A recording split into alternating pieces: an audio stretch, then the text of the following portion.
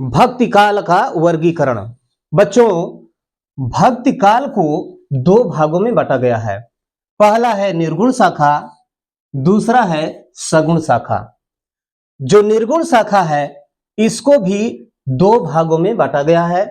पहला है ज्ञान मार्गी शाखा और दूसरा है प्रेम मार्गी शाखा। ज्ञान मार्गी शाखा को संत काव्य धारा के नाम से जाना जाता है, यानी इस काल के जितने भी कवि हैं उनको संत कवि कहते हैं। और जो प्रेम मार्गी शाखा है इसको सूफी काव्य धारा के नाम से भी जाना जाता है, यानी इस काल के जितने भी कवि हैं उनको सूफी कवि कहा जाता है। ज्ञान मार्गी शाखा के जो सर्वश्रेष्ठ कवि हैं उनका नाम है कबीर और उनकी एकमात्र रचना है बीजक। इसके तीन भाग हैं, साखी, सबद और रमैनी। तो संत काव्य धारा के या ज्ञान मार्गी शाखा के जो सर्वश्रेष्ठ कवि हैं उनका नाम है कबीर और उनकी रचना का नाम है बीजक।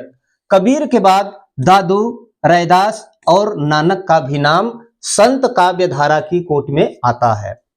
प्रेम मार्गी शाखा या सूफी काव्य धारा के जो सर्वश्रेष्ठ कवि हैं उनका नाम है जायसी, यानी मलिक मोहम्मद जायसी उनका पूरा नाम है।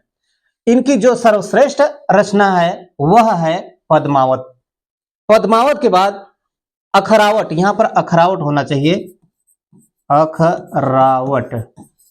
अखरावट और आखिरी कलाम भी इनकी प्रसिद्ध रचनाएं हैं।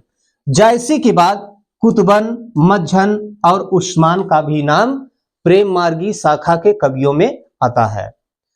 इसके बाद जो सगुण शाखा है इसको भी दो भागों में बांटा गया है। पहला है राम मार्गी शाखा, और दूसरा है कृष्ण मार्गी शाखा। जो राम मार्गी शाखा है इस काल के यानी इस शाखा के जो सर्वश्रेष्ठ कवि हैं उनका नाम है तुलसी और इनकी प्रसिद्ध कृति का नाम है रामचरितमानस। कृष्ण मार्गी शाखा के जो सर्वश्रेष्ठ कवि हैं उनका नाम है सूर। कृष्ण मार्गी शाखा के जो सर्वश्रेष्ठ कवि हैं उनका नाम है सूर और इनकी प्रसिद्ध कृति है सूर सागर। सूर सागर के साथ ही सूर सारावली और साहित्य लहरी भी इनकी प्रसिद्ध रचनाएं हैं। तो बच्चों, ये रहा भक्ति काल का वर्गीकरण।